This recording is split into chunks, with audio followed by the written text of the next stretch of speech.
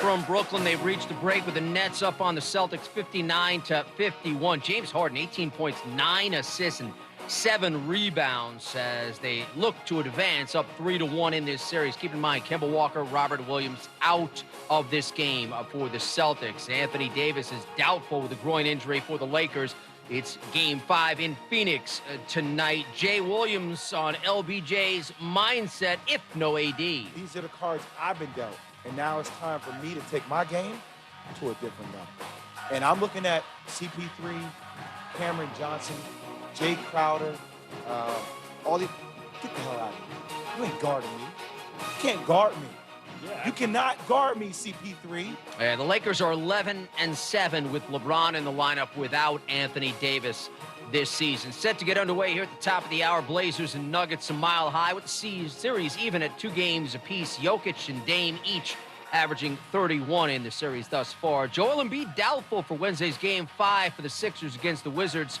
He has a knee injury, an MRI today. He will be reevaluated further tomorrow. Keep in mind, Philadelphia's up 3-1 in that series. It's Game 2 for the Lightning and the Hurricanes with Alex Killorn finding the net in Tampa Bay. The defending Cup champs lead this one 1-0. They won the opener 2-1 over Carolina. And baseball from the Bronx, Yankees and Rays have reached a 6 even at 3. Austin Meadows a 2-run home run. The Rays come in having won 16 of their past 17 at 35-20. They have the best record in the bigs.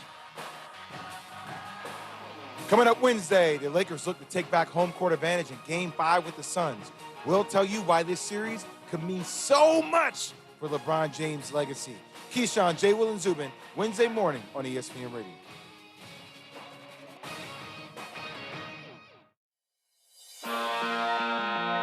Isn't this a sports show? This show hasn't been very good so far tonight, has it? I disagree. This show is not. I'm not going to even be defensive about it. This show's just not been very good tonight. I disagree. The first show I did was good. I disagree. And I think Almost entirely. Wow, that joke stunk. I thought it was pretty good. That was not funny. I liked it. I didn't. This is Almost Entirely Sports with Joshua Brisco. Hot diggity darn. I could absolutely put my face into a plate of barbecue and eat it like a piggy out of a trough right now. Take the show with you by listening on the Sports Radio 810 mobile app at 810WHB.com or by searching for Almost Entirely Sports wherever you get your podcasts. The good news is whenever I hung my head in shame there, I did find the pen I was looking for. It had fallen into my lap. So that's a pretty big victory for all of us. This is Almost Entirely Sports on Sports Radio 810 WHB. Lots of things to get to over the next 2 hours of Almost Entirely Sports here on Sports Radio 810. It's a Seth Keysor Tuesday, so of course we're going to have Seth Keysor of the Chief of the North newsletter, The Athletic, the Times Ours podcast, all of that. He will be here with us for the second hour of tonight's show. I got a haircut, which you can see if you watch the show live on the Facebook or YouTube or Twitch pages for Sports Radio 810. We've got a couple of stories and non-stories. We've got some sports things, some non-sports things. And maybe most embarrassingly, I need to admit what happened mere moments before the show started here tonight. Piece of sports news, first thing up. In fact, do you still have the whole tweet there, Rudy? If not, I'll read it. Yes, I have it right here. Okay, go ahead and read the tweet that you read to me as the intro music was playing. Yeah, so Bleacher Report, Anthony Davis groin is expected to miss tonight's Game 5 versus Phoenix per Chris B. Haynes. Rudy read me that, and I went subconsciously, accidentally, I think, applauding an injury. And that's how I know that I have really gotten to a dark place on this Suns-Lakers series, man. It's not long term. I really don't want any athletes ever to get hurt. It's just a groin. I really don't. And massage it out. And he might be, if just rub that groin, AD. It'll be fine. I want teams at full strength. I certainly don't want anyone's money to get in danger. I don't want anyone to feel pain if they can avoid it. These are all things that I believe to be absolutely true about myself.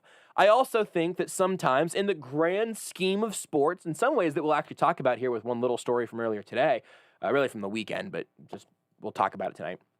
I really think that a lot of times fanaticism of sports teams, and certainly even outside of sports throughout the rest of the world, but fanaticism, I think, makes fans do insane things that are oftentimes maybe they're okay, maybe sometimes they're not the healthiest thing in the world. But, I'm above all of that. Until Suns-Lakers tips off, apparently, or is an hour away from tip-off. Totally understandable. And then I have blood dripping from the corners of my mouth like I am an absolutely insatiable werewolf. I really got to say, I think, I don't know if this is true for a lot of people in sports media. Maybe I'm the anomaly.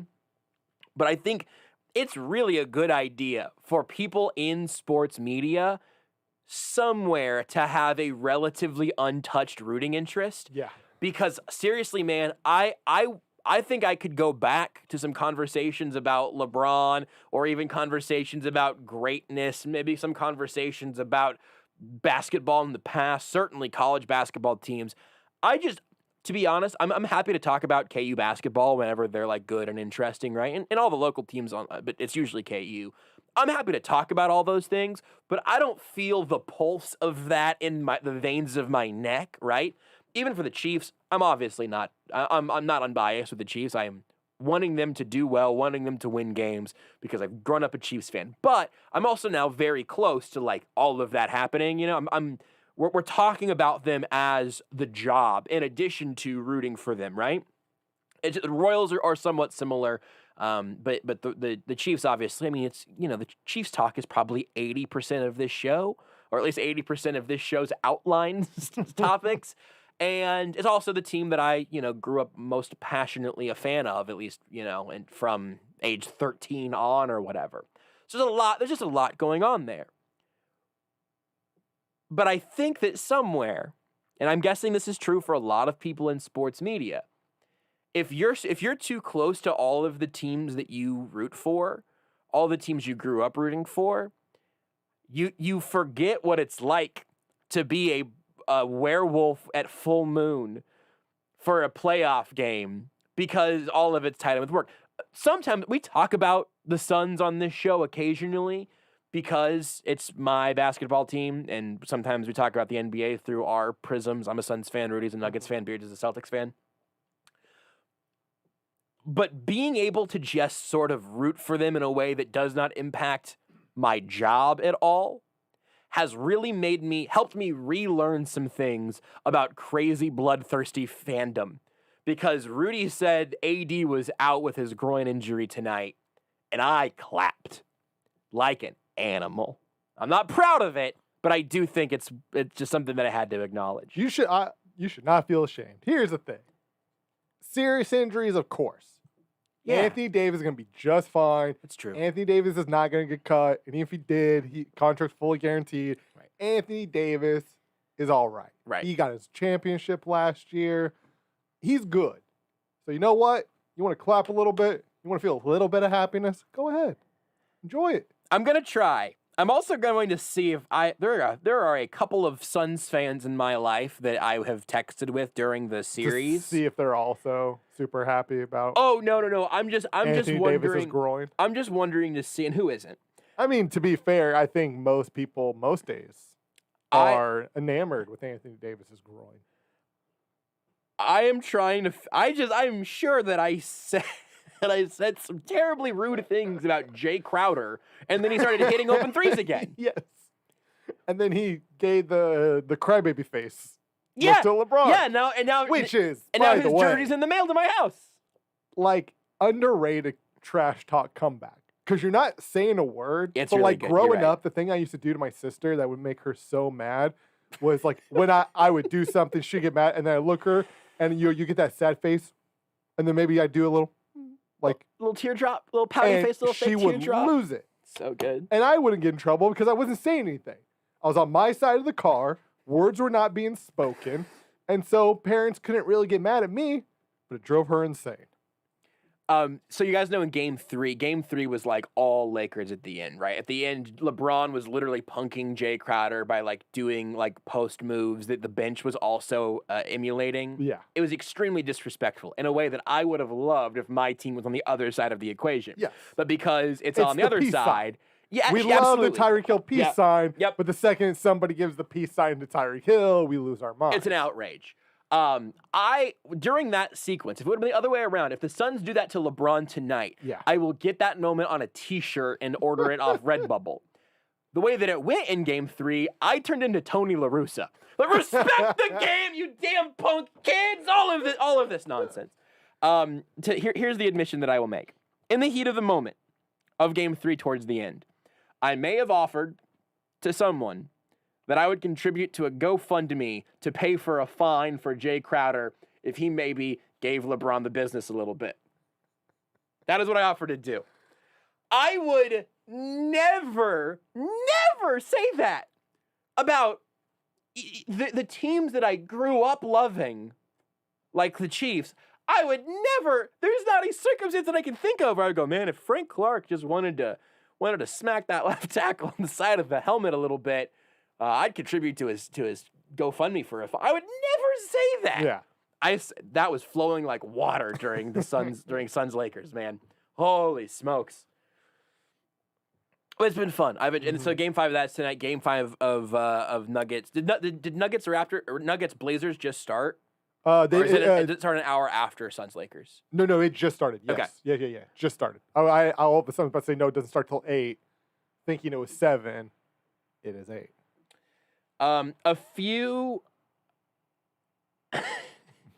very on topic. There's a from few Twitch. things on the Twitch that I wanted to read. I also saw you tweet something, Rudy, that I have not seen. This is a rare instance. This is a rare instance where you tweet about something that I have not actually seen the original tweet yet. Yeah. I just saw you tweeted Mike Florio is elite at bad tweets. Yeah. I saw Matt Derrick retweet someone else say, tell me you've never been an NFL beat reporter without saying you've never been an NFL beat reporter. That's when I saw it, because it was Aaron Nagler was the person who tweeted that tweet. So I saw Matt Derrick dunk on it. I saw Aaron dunk on it. I saw you dunk on it. In real time, please, I would like to hear this tweet. Because Matt Derrick does not... Not often. Matt does not show off his vertical very often. We literally were giving him wide open alley-oop dunks yesterday at 11, and he just wouldn't do it. He wouldn't take it. That's true. We even during commercial breaks, wouldn't take it. Genuinely kind person who did not dunk on enough people. What did Mike Florio tweet? Do you want to Rudy reads the internet? I have imaging for that. Yeah. We have imaging for that for sure. I'd love that if that's available. Thank you. And now, Rudy reads the internet. So at Pro Football Talk, who is Mike Florio, is the one who tweets at Pro Football Talk, tweeted at 5:14 today, about 3 hours ago. I propose a 1-year experiment for the NFL. Players would not be required to speak after games. I predict that 99% of the players will still choose to do so, and that in any event, 100% of reporters will still have plenty to write and talk about. You can go ahead and fade that out. He's read it. That's the tweet. There were no follow-up tweets by him. No thread. Just that. So that's obviously tied into everything with Naomi Osaka, yes, who has withdrawn from the French Open. Correct. And the whole all the Grand Slams were like threatening her and every player who doesn't show up and do media.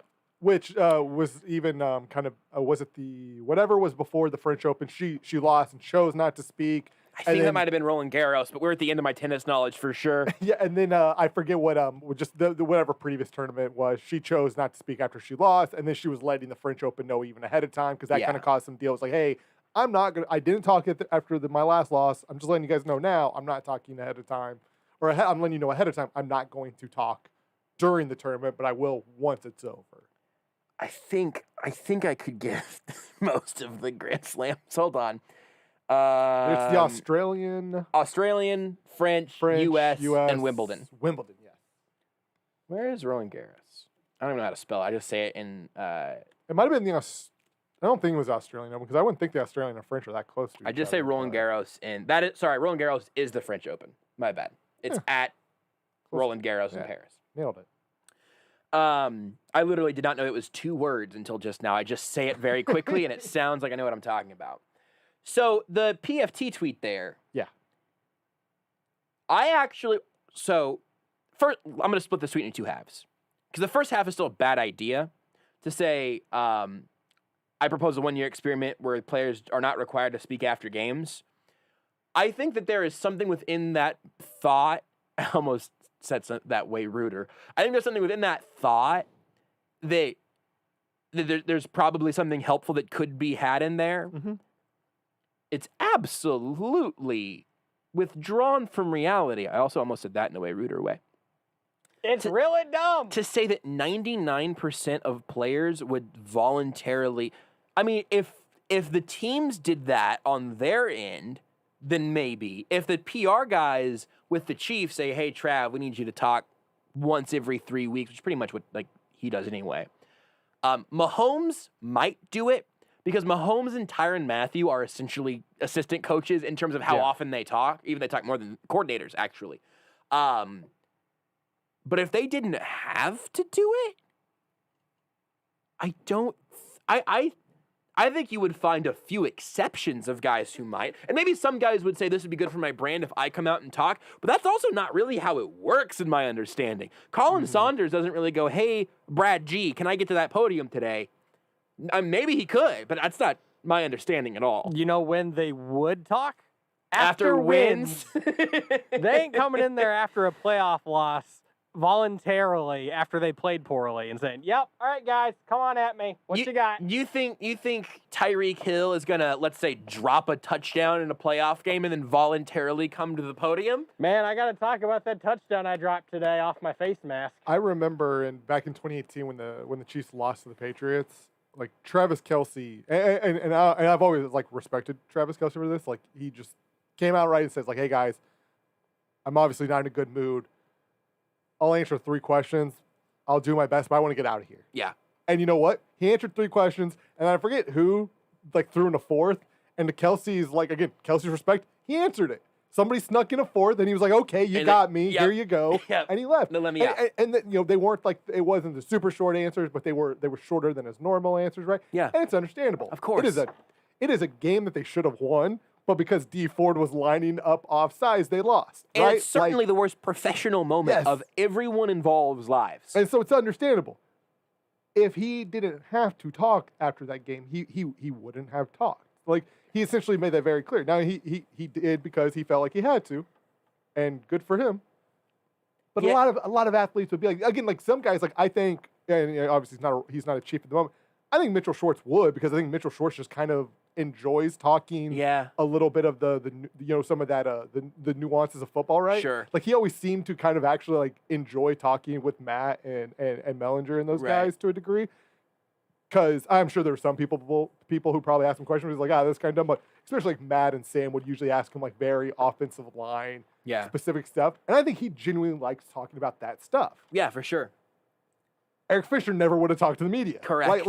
There's a lot of players who never would, and I think there are some players who still would. Some of them, Patrick Mahomes gets it right. It's part of the branding. It's part of growing who you are. Chris Jones would not be as big a star if he did no media, right?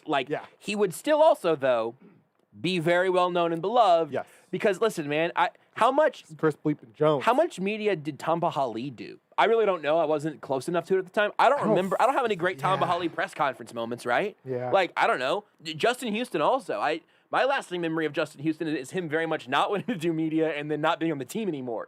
Not that was a 1-to-1 by any means, but that's just sort of where he was at versus where he ended up. Vargy pitched a great game, JT says on Twitch. What was that from? Mike Moustakas went in 4 straight. He was Perfect. He was even asked questions about had nothing to do with even when it was about that. Even when it was questions because he was struggling. But even when he was asked questions about, hey, you want to talk about how this was really good?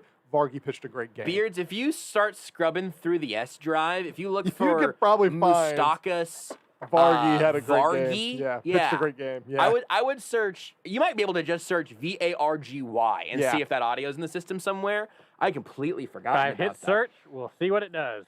And since we're here on the thing, because I thought we might talk about this at some point tonight with the Naomi Osaka thing, where she was saying, "Hey, going into this next tournament, I'm not going to do media. My mental health is not great right now, and I just would rather not do this. Thanks."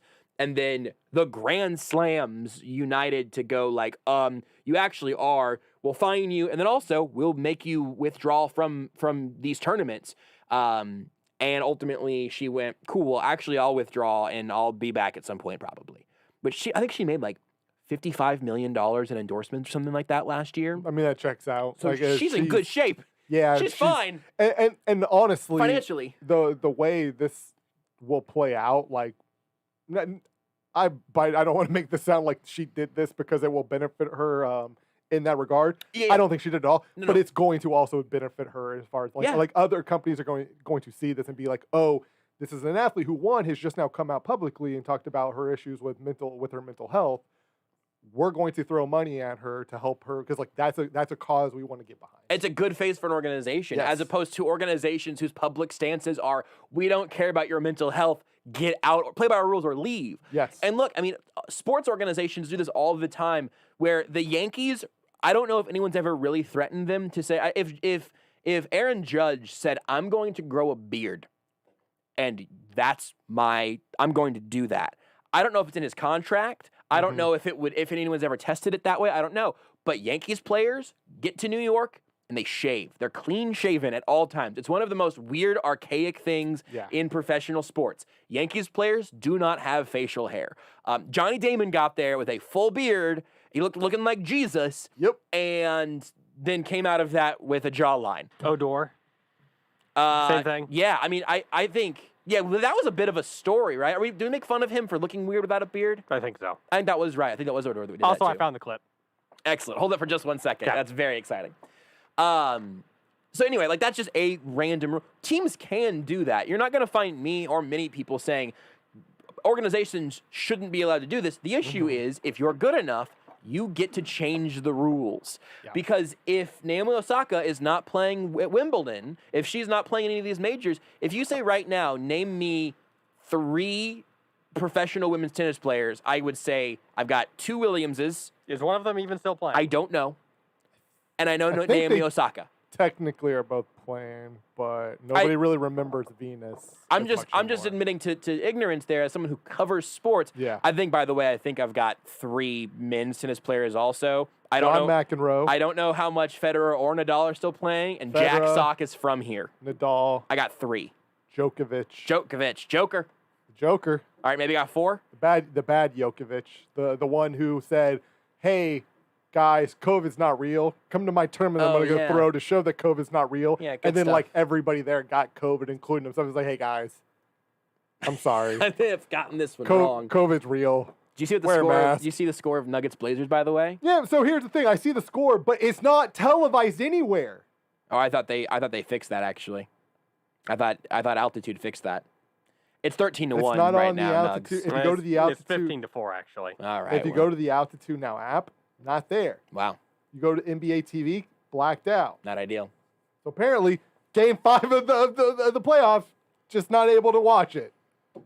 Good stuff, man. 2021. We I've can't been get, we able to can't watch get games on television. Every Nuggets game this year because Comcast and Dish have had issues with Altitude, but not DirecTV.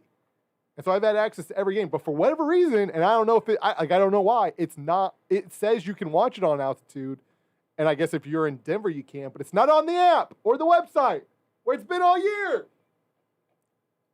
So the thing is, whenever you're good enough at something, you get to start to change the rules. Rules And apparently exist. the Nuggets aren't good enough. Rules. The MVP is playing behind a blackout. Disrespect.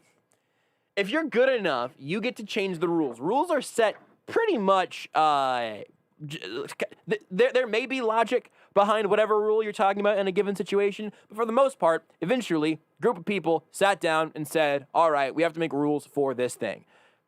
Steinbrenner decided he didn't want Yankees to have facial hair. I don't even know if that started with him. That may have started well before him. I have no idea. Look. All right, look it up for me, Beards. You can say, hey, it's a part of this deal. For the NFL, it's an NFLPA like negotiated thing that players have to spend some time with the media. I don't know the exact units of it all.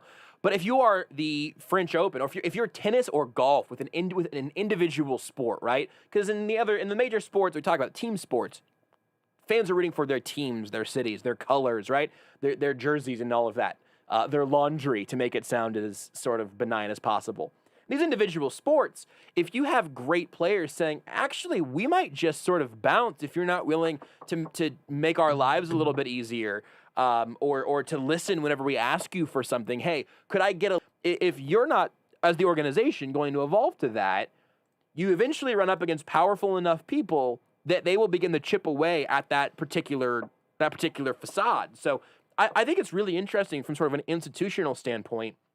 I think the vast majority of people, kind of to your point earlier, Rudy, of like, this is going to be good for Naomi Osaka as a brand, I guess. Yeah. I think the vast majority of people will look at what she has said and says, that sounds pretty reasonable, and she's another famous person and a relatively rare famous person in sports, and maybe even more rare famous woman in sports who has said, like, yeah, this is a part of my life that is day to day, that I'm incredible at this sport and I've made lots of money, and also my brain still doesn't work like it's supposed to be all the time, and that's a real part of my existence.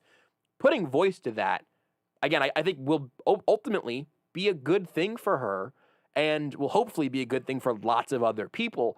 The crazy thing, though, so honestly, we're a couple days removed now from all of this sort of rumbling up a little bit, right? Maybe it was mostly yesterday after, I don't know. But yeah, I'm not like, I don't feel much of a need to sort of dissect the side of things. It's like, here's what she did and here's why it's good, because I think most people listening to this show are probably feeling relatively similar. Like, hey, good for her, saying, you know what? It's more important to me that I can prioritize my mental health, something I have the ability to do in large part because I'm financially secure.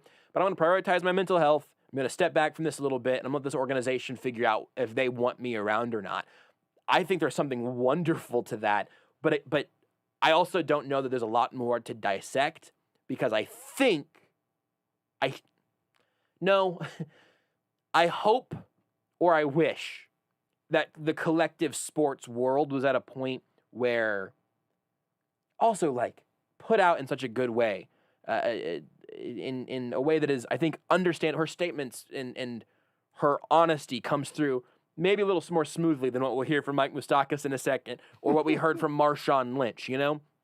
I'm just here so I don't get fined as kind of a meme. For Naomi Osaka, it sounds very much like someone who's like just putting their cards on the table and saying, hey, here's where I'm at right now. Can you work with me on this? Anyway, I think the institutional side of things is what's most interesting to me at this point, because I hope, wish, think that a large majority of people will look at what Naomi Osaka said, how she went about it, her ultimate choice, and will have inherent respect for that. I shouldn't assume that 100% of people will feel that way. They won't. They don't. Absolutely won't. But I'll take a large majority on something like this. Something like destigmatizing mental health, including in positions of power or great riches, is something that is never going to be, no one person is going to be able to flip that switch. It's going to be a long, arduous journey that it plods along for years and years and years. And we've been seeing it for years and years and years. And so nothing but good things to say about Naomi Osaka trying to push it one more step and doing it for her, if not for the cause altogether, and having that all come together.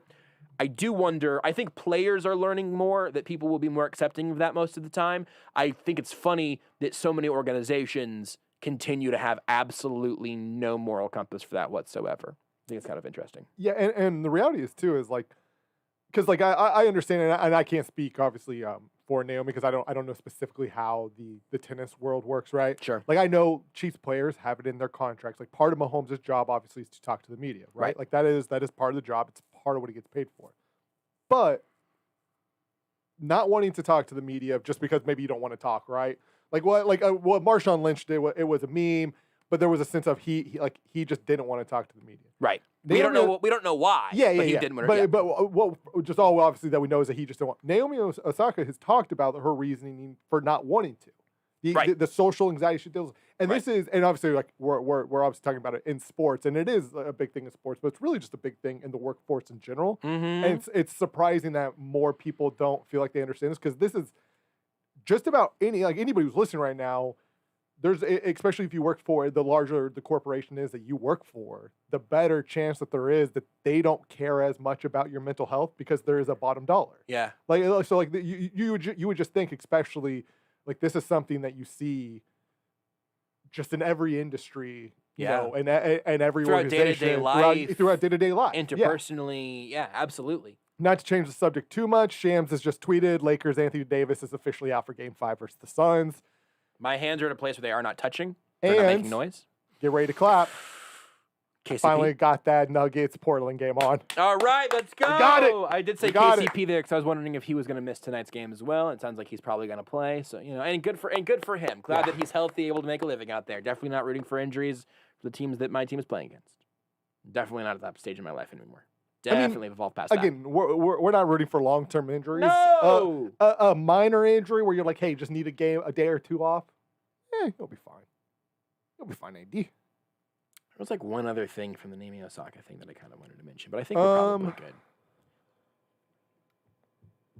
She's really good at tennis. She's very good at tennis. That's another important thing to mention. She makes me interested in tennis, and I'm somebody who's not that interested in tennis.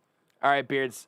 This is Mike Moustakas answering a bunch of questions the same way. Well, also, however, I do have the Yankees dress code policy thing. Oh, real quick, yeah. if you haven't Oh, seen good that. job, Beard. Man, So, we piled up there's some assignments on you actually today. a Wikipedia page about the Yankees dress code policy. Sure. Makes Which was sense. started by George Steinbrenner in '73 because I knew he started. after seeing several players' hair covering their numbers during a performance of the Star-Spangled Banner and noting down their numbers, as he did not know their names, he then instructed them to cut their hair. Now you can't have your hair below your collar. No facial hair other than mustaches except for religious reasons. I forgot about the mustache exemption is hugely important. Thank you for that. This just reminded me of the not knowing his own players' names. Sorry, Markieff Morris is starting in Anthony Davis's spot. Suns in 6. Let's go.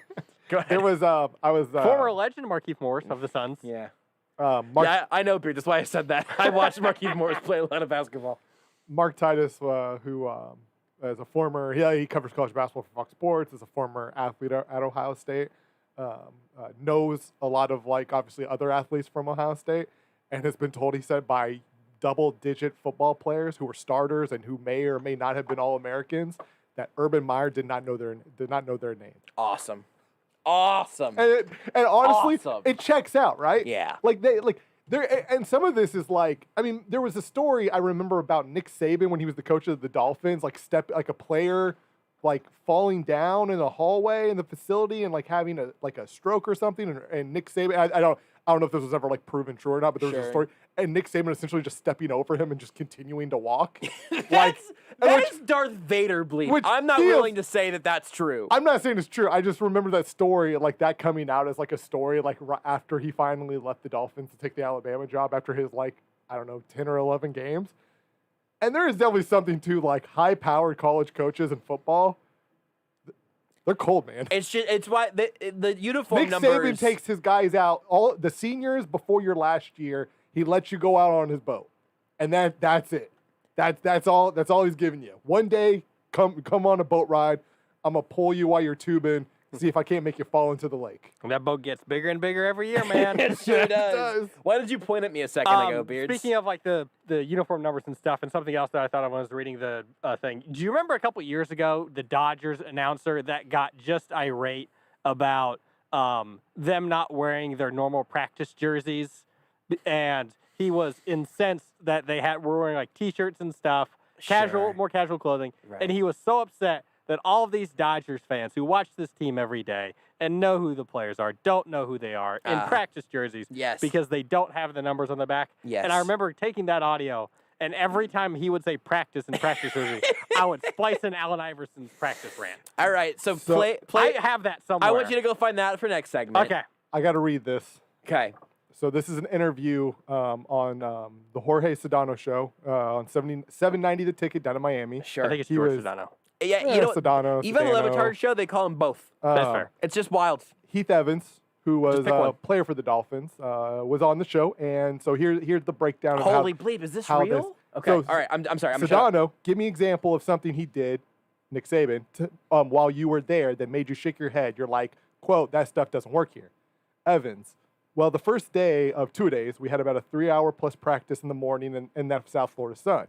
You guys know what it's like down there in late July, early August. And then that night, we had another practice under the lights. If I recall, I think it was about from 6 to 9. Nice. Geno James, our best offensive lineman at the time, comes in and collapses after practice, vomiting all kinds of stuff that would make a billy goat puke. Eyes rolled in the back of his head. Myself, about 4 other linemen are trying to carry him from the locker room to the training room. Obviously, it's a moment of panic. Everyone, we don't know if this guy's, going to die. I mean, the whole deal. but he's so big and sweaty and heavy that we actually have to sit him down the hallway between the locker room and the training room. Nick Saban literally just starts walking in, steps over Geno James convulsing, doesn't say a word, doesn't try to get help, goes upstairs. I don't know what he does. Then obviously they get Geno trauma offed to the hospital. Saban calls a team meeting about 10:30 that night, comes down and says, the captain of the ship can never show fear or indecision. We've always got to have an answer. And so I had to go upstairs. That's why I walked over Geno like that. I had to collect my thoughts and decide what's best for our team. That man's in charge of children. Yes. And I think we all pretty universally agree that he's like one of the 10 best at it. Yeah. Like just just the coaches. the best in terms of like success. Yeah. And one of the best in terms we don't get a bunch of Bama scandals, right? Like, I would say if you told people just to rank coaches from professional college sports, Nick Saban is going to be in that top 10 of a lot of people's rankings. Wow, that's wild. I was going to say, I was pretty sure this thing, I typed in Nick Saban steps and then it just filled out the rest over player. I was like, Google knows, man.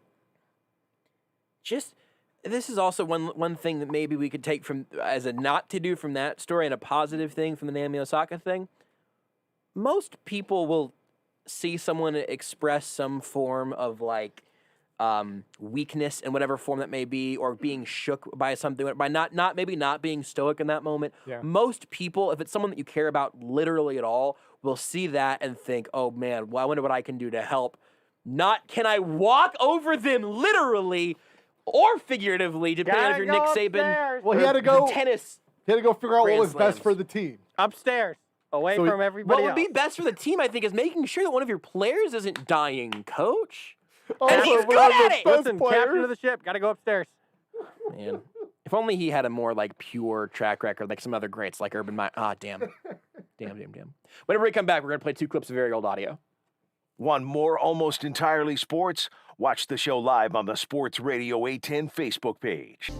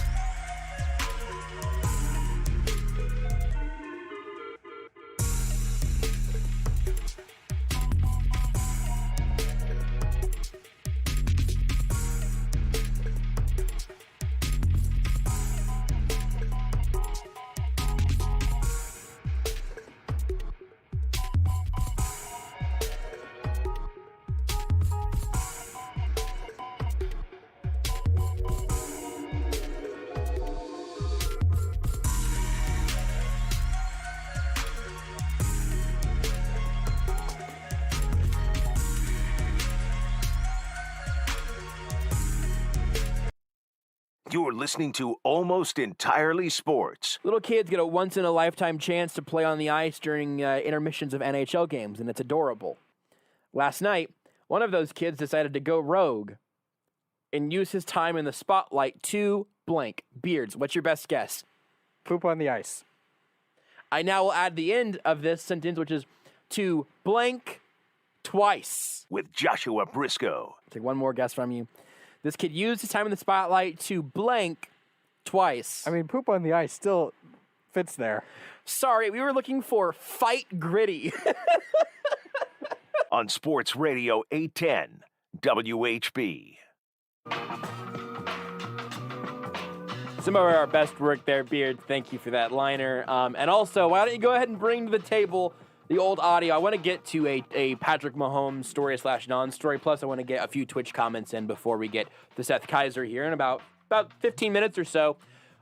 Beards, let's start with, this is Mike Moustakas answering questions. I think it's going to be all the setup that we need. Mike Moustakas just having a press conference. Vargy threw the ball fantastic for us tonight. And What's this all about? Vargy threw the ball great for us tonight. Oh, we just got a little 1 in 1 out. Okay, well, what is all this about? Great question. One more time, Beards. Vargy threw the ball fantastic for us tonight. And What's this all about? Vargy threw the ball great for us tonight. So, Beard, can you tell me about the NBA in general so far? Vargy threw the ball great tonight, guys. It was quicker for him to turn on his own mic and do an acapella than it was to get the edit quick enough. He threw it right back in his face. It's really Understandable. good.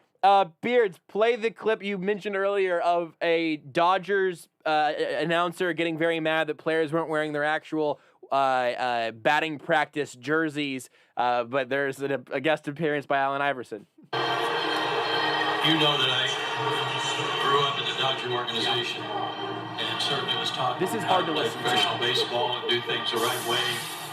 I want you to look at some things that were going on today in batting practice this year with the Dodgers. What do you see? T-shirts, you see Chase Utley with no socks and pants up over his knees, T-shirt. This was prevalent with their whole team. And I think about fans that come to SunTrust Park who are Dodgers fans and want to see their players. They had no idea who any of them were. Yeah. Nobody had any kind of uniform or How did he even know which? shirt How on did with he even their know which name one on was their Chase Utley? jersey. Which one's the Clayton They look Kershaw? very unprofessional. And I think I can say this because I know what the Dodger organization was all about. Is Billy Butler a Dodger? And if I were a Dodger fan, I'd be embarrassed. And I don't know how Major League Baseball allows such attire when the gates are open and fans are watching. Chase Utley, I've had nothing but respect for him his whole career. I think he's a great player. I thought he always played the game the right way. That was an embarrassment what he had on today during batting practice. When you think of all the merchandising the Major Think of all the merchandising. Practice. I got a question for you. Oh. It's Think weird about- what people do care about sometimes. Yeah, You're like, hey, do you care about this? Like, no. This? No. This? No. This? No. What they're wearing during batting? Practice? Yes, I care so much. So this announcer who I assume looks like how we all assume he looks, right? Older white guy who was mad at Chase Utley. Yeah. What do you think he did the day he saw Ken Griffey Jr. wear that hat backward? Die.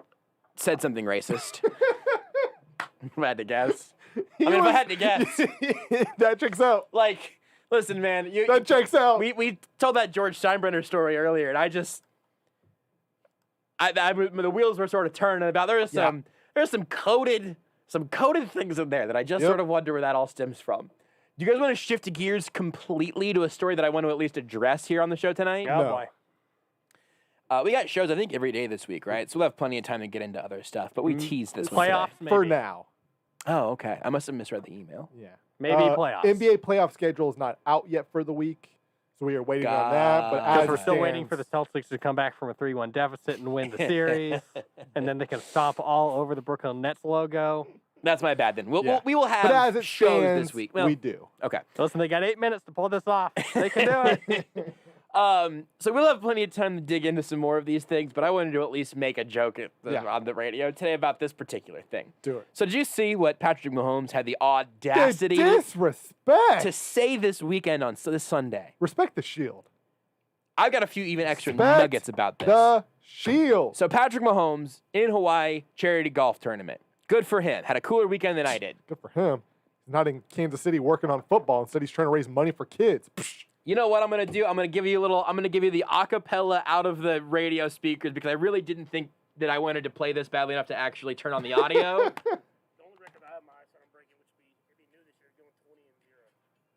That's it. That's the beginning of the audio. I'm going to cut it there. He was asked by the interviewer from Bleacher Report, do you have any records you want to try to break in 2021? He said, essentially, to paraphrase, I would like us to go 20-0 because no team's ever done that before. Going undefeated winning Super Bowl would be awesome. Doesn't care about winning enough. If that is a story, everything is. Every time Patrick Mahomes lifts a sandwich to his mouth to take a bite, I should be writing about it, damn it. What kind of sandwich was it? And it's a great question. But Josh, think about all those Ravens fans that are now disrespected that Patrick Mahomes thinks he can beat their team. No. He wants to beat their team. How dare he? How dare he? What else was he supposed to say, you buffoons? He's supposed to say, I just want to go like 16-4, and we probably don't win the Super Bowl this year, but we win it next year. You know we just what, guys? win, and then maybe one more in my career because I'm not trying to get ahead of myself. You know what, too guys? Let's terribly go much. 0-20. Let's be the first team to do it. Should he have said, I'd love to win 13, 14 games, get back to the AFC Championship game, we'll see from there. No, that's asking too much. He just was asked, by the way, do you know who asked him this question? No. Travis Kelce. His girlfriend. You close. were so close. Close. She's an actor, she's a host and stuff. This wasn't like some Oh, I didn't know Instagram she... story thing. Oh, I didn't know But- she did this up with Bleacher Report. I don't know that she's in a Her lot of Bleacher fiance. Report. I don't know. My girlfriend. We don't know. Okay. Well, I did some Googling to try to verify this. There were some unconfirmed reports that they had gotten Wait, what? engaged. Yeah, what? I did not know this. Travis Kelce and his Oh, girlfriend. no. I thought... When you said his girlfriend, I was I finishing thought you your were saying sentence. Patrick Mahomes. No, Got sorry. you. You said Travis Kelce. Yes. I was saying You were saying his Travis girlfriend. Kelce's girlfriend. I was like, no, I think Patrick Mahomes is engaged. Sorry. Got you. Yes. I was about to say, whoa, you mean that? I was Huge like, news. I was like, wait a second. Aren't there pictures of him on his knee with a ring? There was one story. Patrick Mahomes. There were one or two stories from And another picture of him engaging. Yeah, I was when you almost said like that was. I was like, it was close, Beards. Thank you. You fumbled it at the 1 yard line a little bit. It wasn't I a still 10 out got of in. 10. You got I still there. got in. You heard me. So this is at a charity golf tournament in Hawaii. yeah, The interviewer is Charity. Travis Kelce's girlfriend, Kayla. yeah. It's all sponsored by Coors Light. Okay, 3 things to keep in mind as you're hearing this interview. Again, no shade whatsoever that to Kayla Nicole, who is a actual on-camera host and all of that, right? This isn't like a charity case or whatever. It's like, oh, you Travis Kelce with your girlfriend. But it's a very friendly environment at a charity golf tournament in Where Hawaii. the mountains are blue. And where the mountains are blue and the water is blue and the clouds are blue and everything's blue. I've drank so much Coors Light at this golf tournament. So that it's all fine that all happened. And it's a little video to be sponsored by Coors Light. There's a little Coors ad in it, and Bleacher Report gets to go viral off a tweet. Yeah. Everyone in this situation is fine. Everybody wins. Except for everyone who decided, well, listen, maybe what if we wrote a story about this? What if we dug into this a little bit? What was he supposed to say? Well, I mean- don't really feel good in week 4 against the Eagles. That one's going to be tough. We answered this It's already the for you, football Josh. team. Maybe we drop that one. The Titans are, the Titans are going to win because they're going to control the run game and they're going to control time of possession. I don't one want to of get you ahead wants- of myself here, so we're just taking it week by week. Do I think we can win in our first preseason game? I think we have a chance to Maybe. be competitive. I'll talk to me in week 2. So, which one of you wants to be the interviewer here? I'd like to do a little bit of role play. You heard Feels me. like a Beards thing. Beards is making sure we get out of this hour on time. Rudy, here's Okay, your yeah, line. yeah. Your What's my line? is, hey, Patrick, do you have any goals for the 2021 season? I'm going to be Patrick Mahomes. Okay, go ahead. Hey, Patrick, do you have any goals for the 2021 season? Yeah, I'd like to break a lot of individual records and really take over the record books. Okay, smash cut, ESPN, First Take, 1 hour later. The graphic on First Take says, Patrick Me Holmes, KCQB, hunting individual records in 2021. Rudy asked me again. Okay, that one doesn't work. That one doesn't work. Retake. Hey, Patrick, what goals do you have for the 2021 season? I don't really have any, we're playing golf out here for my charity, and then we'll take it 1 week at a time whenever we get back. Boom! Smash cut, first take graphic. Slack trick Mahomes. KCQB, kicking feet up until kickoff. He just said they want to win football games. How dare you? How am I the crazy one for saying this is ridiculous? I mean, there's a lot of reasons why you're the crazy one, but fair. This might not be one of them. Is it that I definitely should be writing pun headlines for First Take? Here's the thing, man. I heard that CNN pays their headline writers a lot of money. I learned this in college. I'd go if you could get that job. Go get that job, man. I would like to do. I can do it in addition. I got plenty of hours Go in get the day. that job, man. I would like to write punny headlines for money in any. I'll do it just for Venmo. If you Venmo me and like, hey man, write this funny thing, I'll do it for you.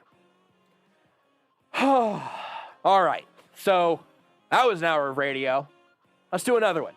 Seth Keysor of the Chief in the North newsletter, The Athletic, and the Times Ours podcast joins us for a Seth Keysor Tuesday next. You are listening to Almost Entirely Sports with Joshua Brisco on Sports Radio 810 WHB.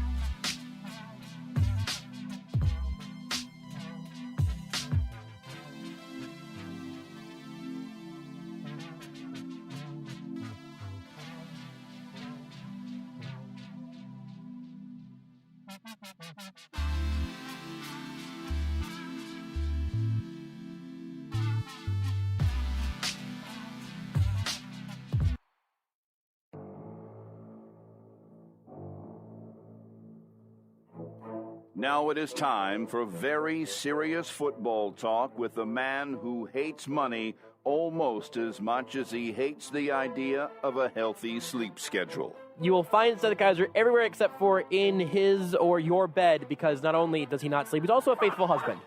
So that's important. The man who has so many children, his wife figured he wouldn't even notice if she bought a few chickens and ducks for the backyard. We should have an episode where we just have my children appear on the show in ascending order.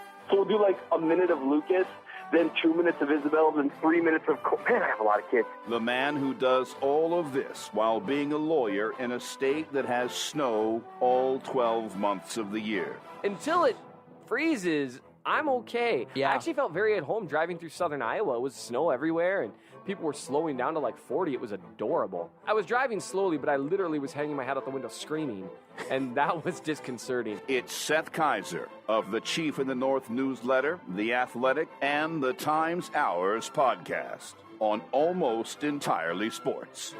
It is the one and only Seth Keysor Tuesday here on Almost Entirely Sports. I'm Joshua Brisco. That much you probably know. He's Seth Keysor. Who else would be the Tuesday in question? The star of the Tuesday. It's Seth. You can read his work on the Chief in the North newsletter at mnchiefsfan.substack.com. You can follow him on Twitter at RealMNChiefsFan. You can read his work in The Athletic. You can listen to him, myself, and Nate Taylor on the Times Czars podcast. And if you show up to his door with a spicy pepper of some sort in your hand, he will take that thing down with absolutely no fear. I'm pretty sure I got all that right, Seth. More or less. And so, I mean, that's really, in today's world, that's about as good as we can hope for. You're hitting like 80% from the field. I mean, you're en fuego, my friend. Here's a question for you as we get started. And I should warn you, I'm tired. And so, did you ever play World of Warcraft? No, I didn't. I know that a good number of my friends did, but most of those, the MMORPGs, I never got super into. I had a lot of Club Penguin in my childhood, a lot of Neopets, a little bit of Toontown. I think those were sort of RuneScape got in there pretty early, but no World of Warcraft for me. Okay, I was just thinking. I see there's like the Burning Crusade expansion launches for World of Warcraft Classic, and I'm one of those weird people, I think probably, that played Warcraft a fair amount, but never played World of Warcraft. I'm not sure I know the difference. So Warcraft is more of like a strategy, like you're viewing everything from 1,000 feet in the air with a bunch of little icons. You build bases and chop down trees to get resources and build stuff with them. And it's like in real time though, and then like you build your units and attack other units. Whereas World of Warcraft is more like a role-playing type deal where you are, you are Stone Forsyth, a dwarf from a battle-hardened dwarf from, wherever. And so I kind of like those strategy type games a little bit. And I was just curious because you seem like someone, I actually get a little stressed out. I like turn-based stuff more, like Civilization, where there's more time to like take a breath and decide what you're going to do next. Whereas those real-time ones, those are too stressful for me, but that seems like something you'd be really good at. I have a relatively I would say wide, but not terribly deep sort of video game catalog, where there are a ton of things that I have like an appreciation for, or like one game in a particular genre that I like. But there are probably 5 or 6 games that I've put significant time into over the last, I don't know, 5 or 10 years. But I thought for sure I wasn't going to get to talk about this until we eventually did Shot Clock reviews on the show. But it's coming up now, so I'm thrilled. A game that I just sort of tripped and fell into about a month ago that I had seen one of my friends was always playing on the Switch is called Mario plus Rabbids Kingdom Battle. It's Mario characters. It's some of the Rabbids from the Rayman franchise, and it is a relatively simple and very like friendly, cartoonish turn-based strategy game. It's unlike anything I've ever played because it's got some sort of Nintendo shine on it all. Where you're like, this seems too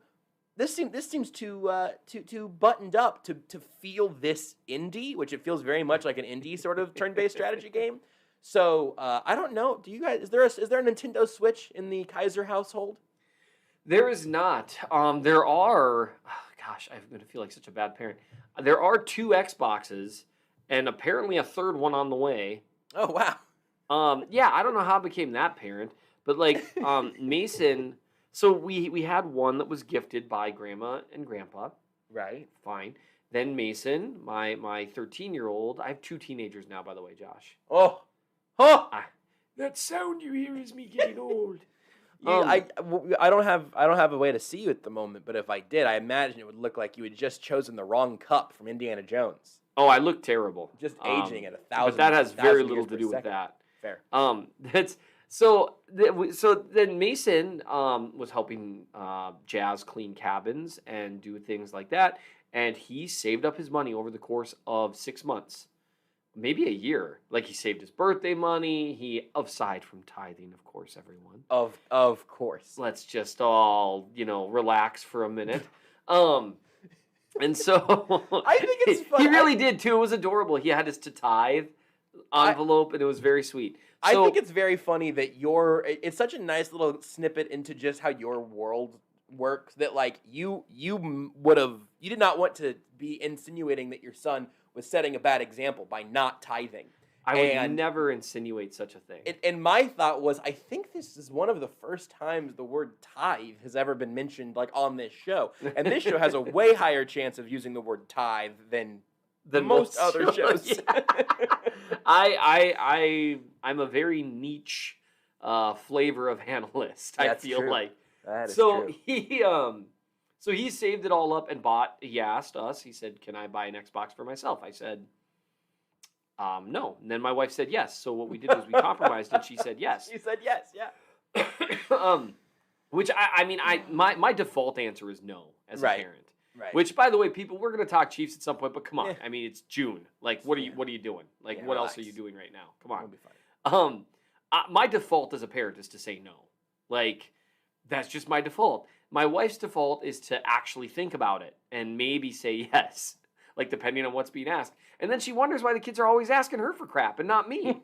She's like, how come when you're at home alone with them, like, you can get all this work done and stuff? I said, because they don't know not to ask me anything, because I'm just going to say no. Right. And it's all the time. They'll come into the house, like, Mom, and I'll be sitting there in the kitchen. I'm like, hey, son, what's up? Do you know where Mom is?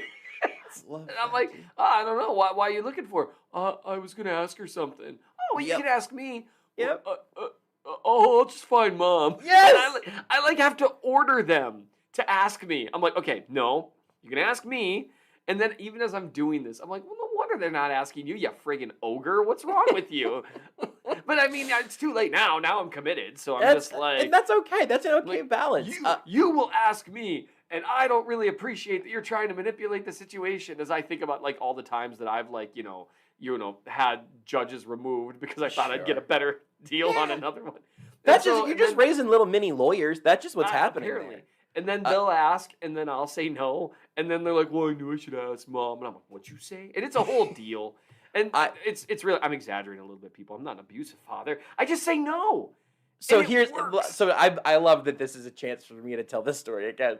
So on Sunday, we went over to girlfriend Renee's parents' house because they had some family in town and everything. And a topic that had come up before came up again, which was that Renee and her brother at various times were talking about how just they could get what they wanted from their parents, but it never happened right away. It was always like float out an idea and then just get told no, and then 2 weeks later just sort of test the waters again. And it reminded me of maybe my favorite Mitch Hedberg joke, which is a friend offered me a frozen banana and asked if I wanted one. I said no, but I'd like a regular banana in a few hours, so I took it. And I just love that joke is so good, man. I just love that so much. And that was their strategy. That is an excellent reference there, Josh. I occasionally surprise people, right? Yeah, Mitch Hedberg has not been. That was good stuff. You and me, it is funny how we are a certain number of years apart, and we get enough of each other's references like that. From Stellar Cart to Mitch Hedberg. Yeah, it is. like you are someone, and this maybe I don't know, maybe people will appreciate this. That again, our very small niche. I like Kent. Now that Kent's not dead to you anymore. Yes, back from Kent dead. would totally get this joke when I sent you just the most random text on some random summer evening saying, Stellar Cart is really just dashboard confessional for teens in youth group, and you totally got it. 100%. 100%. Because Stellar Cart was one of the first concerts I ever went to. Like, of course, yes. Yeah, of course. and that's not a knock on Stellar Cart, by the way. And they were almost certainly performing in a church. It's just it's perfect. It's just it's just very, I don't know. My daughter, my 8-year-old daughter, knows every word to "You've Got Me and Jesus," and it's really sweet. She sings along to it. And I even used it once when she was feeling really down, and so my daughter, who one day will rule the world, she vacillates between not caring what anyone thinks and is just, I don't want to say evil because that's not true, but she's she can be kind of mean when she wants to be, but she'll go from that and if I push back, hey, knock it off, that's not okay, you're not being nice. She goes there's no middle ground here. She goes from that to everyone hates me. Why am I so alone? Why will no one love me ever again? And I actually used that song. I said, you know what, honey? Remember that song that you really like? You know that me and Jesus will always love you. And I felt like I was just crushing it as a parent because it worked. Unbelievable. And so, this has been a really wholesome first 10 minutes of the show, by the way. Or a really devious one. It's a little bit of both, I think. Yeah, it's a little bit of both. I feel like that could be the name of... that could be carved onto either one of our tombstones one day. Yeah, he was a little bit of both. Yeah. I like rice. Rice is great when you're hungry and you want 2,000 of something. I've just pulled up Mitch Hedberg jokes. Mitch Hedberg quotes. Yeah. I played a wall once in tennis. It was bleeping relentless. His whole shtick. Very, very funny. Here's one more, and then I'm going to close it, and maybe I'll bring one back at it just toward the end of the hour. I just like this one's very funny, and I've heard it before, but it's very funny. I don't have a girlfriend, but I do know a woman who'd be mad at me for saying that. That's a nice quote, too, because that really does delineate well that very special place between dating, but not really. I wear a necklace because I want to know when I'm upside down. I really feel, let me ask you a question. Please. Do you think you would, given what we've done here in the last 10 minutes, what I really like is when we do these segments where the only people left after the first 10 minutes are the diehards, the people that have been listening to us for a while. And by the way, I really appreciate you. So many of you will listen to this, and I'm sorry, but it's just who we are, and it's very nice to be accepted for who we are. But I wonder if, in a world where people weren't super familiar with Mitch Hedberg, which as the years go along will become more and more true. Yeah. Can you imagine just doing a segment where for 20 minutes you just read random Mitch Hedberg quotes? I feel like that would be incredible radio.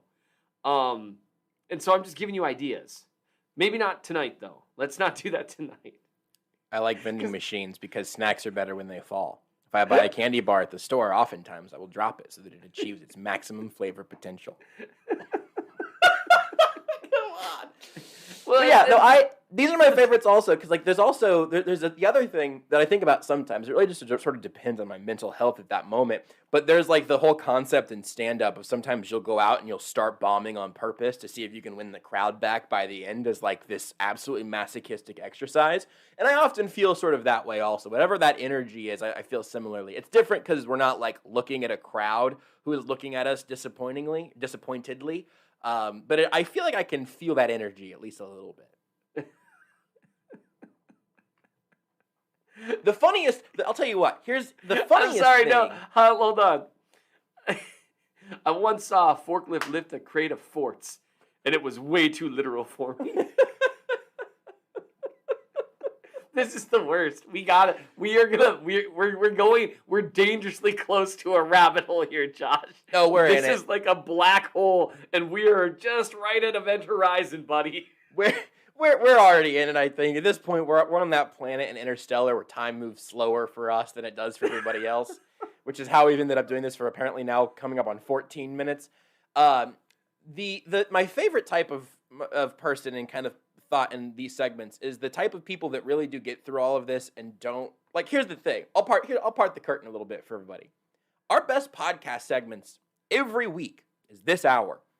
Yeah, where there are clearly people who subscribe to Almost Entirely Sports, wherever you get your podcast. You go to aes.show if you'd like. I would love it if you'd do that. People who subscribe to Almost Entirely Sports, and they will see an hour that, says, talking about the baseball team that plays in Kansas City that occasionally does good things, sometimes does bad things. And they'll go, you know what? I like this show, but I don't need that in my life. Then they'll see Seth Keysor on Mitch Hedberg and Cornell Powell. And that segment does numbers every time. And I think that what it just means is that maybe our niche is just larger than we think it is. Oh, that would be very nice to know. I really want some time for someone to like just say to me, and this will be a good litmus test. I would love some time, because usually the people that don't like the digressions and the goofiness are the very vocal people. Yes. Like, I don't know why I looked at our Times R's reviews, which were like, by and large, really, really kind and really, really nice. By the way, if you're a fan of Times R's, which you'd have to be if you're still listening right now, will you go leave a nice review? Because I need that in my life. You do it for Almost Entirely Sports and for Times R's if you're feeling nasty. Yeah. Yeah, sorry to sort of leave you out of the... Yes, Almost Entirely Sports and Times R's. Get crazy. Because, I read, 15 really nice reviews in rows, and then I get to the one, a bunch of schoolgirls giggling. And I was like, hey, that was really mean. I wanted to, talk to that person and be like, that was really unnecessary. I have some really funny jokes about who I think would have left that, but they would all get me in trouble. But no, anyway... I just really, those of you that appreciate the digressions and the goofiness and the fact that we try really hard to have some personality, or not even have some personality, because it sounds like we're faking it. When we record, I pretend that I have a personality. I would say to not be actively repressing our personalities, which is what it actually feels like. Yes. We stop repressing our personalities for a little bit every episode. For a little while. Yeah, just for a little bit. And so if you're someone who likes that side of things, could you let me know? Because man, I need to hear that. And is that really needy? Yes, that is so needy.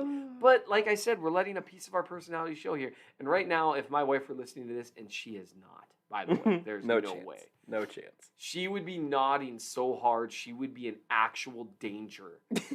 Hearing me say that I need to hear it. Because I'm like that dude that, will do some cleaning or whatever. Mm-hmm. And then, an hour later, be like, yeah, I got a chance to clean that up earlier. And she's like, do you need me to tell you what a great job? I really do. Yes, please. It's like, well, won't, you needing to hint at it, won't that ruin it? No, not even a little. Wow. Okay, thank you so much. You did such a great job. Yes, I did. I worked really hard at it. It's sad. I'm trying to find... Yes. All right, here we go. So we've got... I think I might recognize one of these usernames from Twitter, but so Times Ours, you got a nice 4.4 star rating on the Times Ours podcast, Apple Podcast, not bad at all. 299 as of right now, so you can go round it up. And there's a bunch of just a whole bunch of 5-star reviews, and then 2 professionals and an irritating voice. Make it stop. Ooh, who's the professional? It's definitely you and Nate. It's gotta be you and Nate. Although here's the thing. This is from just before the Super Bowl. Just before the Super Bowl. The high-pitched screeching made me unsubscribe and listen much less. Not just from Nate anymore, though he started it. Somehow it has permeated to Josh and even Seth. It's horrible. What do you think? All right, here's the last one I'm going to read for right now, I think. Excuses and Chiefs Apologists. It's not a bad show. Got a 3-star review from this guy. It's not a bad show, but I'd appreciate more acceptance of flaws when losses and bad things happen. I'm pretty bummed out. There hasn't been much addressing Britt Reed either. It's a shady organization, so I guess it's par for the course. Do they think we work for the Chiefs? And has anyone ever called you a Chiefs apologist before? It depends. I've had people call me a Debbie Downer and a huge homer. Yeah. Yeah, that's, it is interesting though, because you read through these and some of these, man, I don't know. I'm sorry that I brought this. Although here's an interesting one. Someone writes here, Nate and Seth are amazing. Nate equals 6 out of 5. Seth equals 6 out of 5. Love the show. 1-star review. Yes, excellent. I'm carrying a lot of weight there. As a Chiefs fan, I came to this podcast for some local coverage. However, these 3, the respectable reporters that they are, have the most cringeworthy banter and lame humor that I can possibly imagine. These dudes are maybe worth a follow on Twitter, but avoid this podcast at all costs so you don't hear their voices and condescending Chiefs takes. Goodness.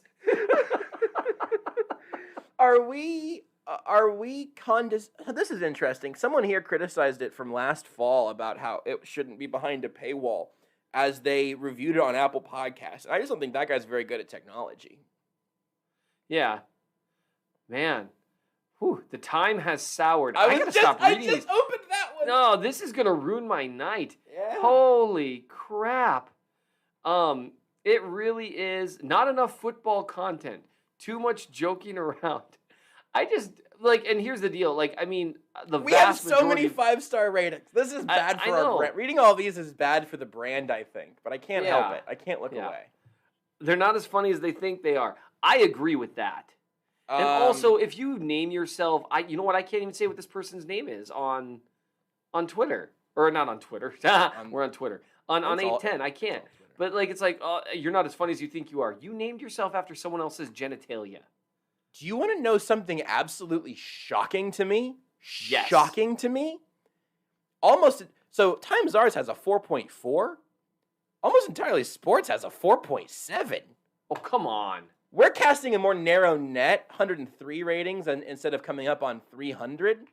But absolutely stunned to my core. Again, the podcast audience, I just think, generally speaking, the podcast audience is... it's just a more understanding group, Wow, it's almost all. I got to work pretty hard. I got to go back to 2018 to find a 1-star review on Almost Entirely Sports, man. I don't know. Maybe you need to leave the 0 and get with the hero over here. Yeah, I guess. Wow. Yeah, stunning, right? Hold on. Okay, I got one more. Okay. Arrogance. This guy, he titled it. Man. Doesn't that sound like the beginning of a poem? Arrogance. Yeah, absolutely. I thought it was going to go much longer. You know what? Yeah. We're not going to say his full name. Albert something. Sure. These guys claim to make you a quote-unquote smarter fan by flashing analytics in your face. Oh, yes. I got to stop flashing my analytics at people. Yeah, keep your analytics to yourself, would you please? Yep. And completely disrespecting others' opinions. Most of the time, the analysis aren't their own work, just a regurgitation of others' work. I got to say, that is one thing I've never been accused of doing. Ever. Of regurgitating others' work. Someone else was regurgitating your work, and that guy saw them repost it first, would be my guess. Yeah.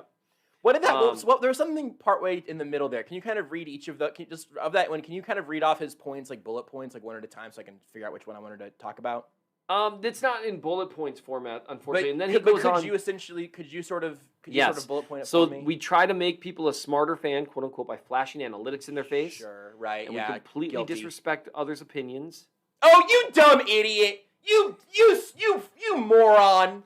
Most of the time, the analysis aren't their own work. I mean, see, that's where you say like, I heard that.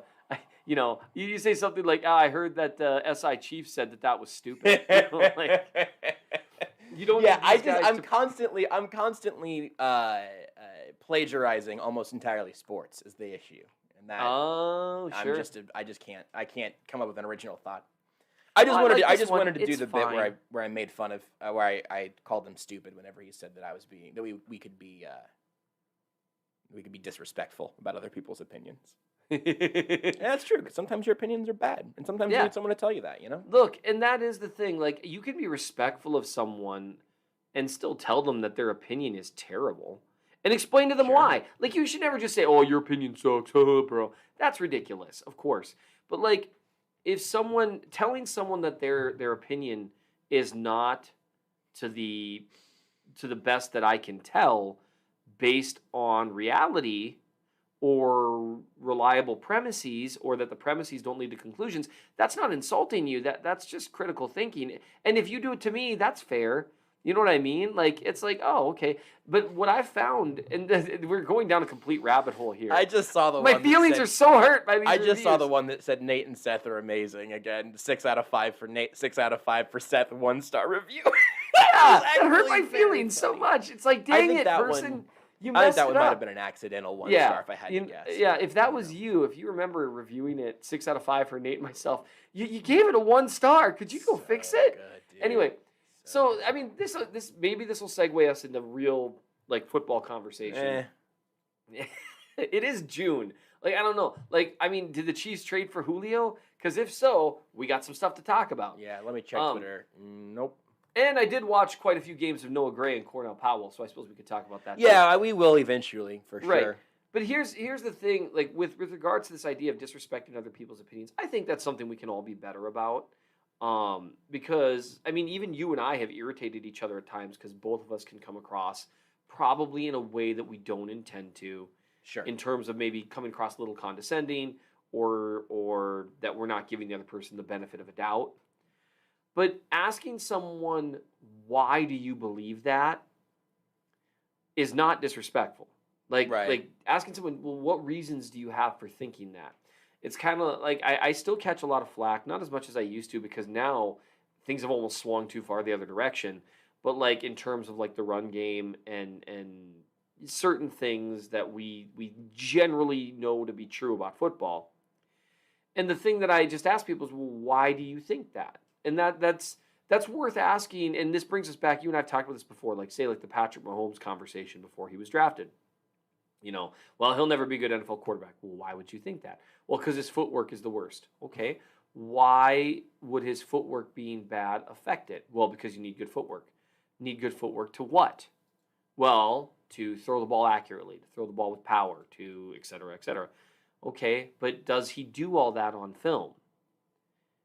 And if so, why are we talking about his footwork? Right. Like, and those are the things, like, it's not meant to be disrespectful. It's meant to try to walk people through exactly what they're thinking. Like, and why they're thinking it. Because otherwise, I don't know what the point is of our show or any other show if the job is just say, well, what do you think? Yeah, that's awesome. Like, and that's, I really do think, and I know I fall victim to this too. A lot of us, so often, we just want to hear our own thoughts confirmed to us. Mm-hmm. That it's very easy. Like, my first reaction when I see something that is contrary to my priors, right, is to try to figure out why it's wrong. Right. Because, God forbid, I might be right, or I might be wrong. See, even then, I couldn't even say it out loud. Right, you can't even conceive of it. So that's just worth thinking about. And also, by the way, all you wonderful people that left really nice reviews on Times Ours, Thank you. I'm sorry we didn't read yours. That is a bad strategy for sure. Tell you what, here, I'll make a declaration. We will not do that bit again. So don't go leave a 1-star review thinking it's funny and then maybe we'll read it next. It Nope. genuinely hurts me. And so, you know what? Even I'll say this. I'm only going to do it with dates that have been, within in June 2021. But if you go leave good reviews, we're on this show first. So I'm going to start with this one. If you go leave positive reviews on Almost Entirely Sports and on Times Ours, Seth will have to remind me of this because I have the attention span of an ant. But we will read some positive, some funny reviews, maybe some clever reviews. Maybe we'll take a question from some reviews on the podcast page next week. So we can we want to incentivize good behavior. It's kind of Pavlovian that way.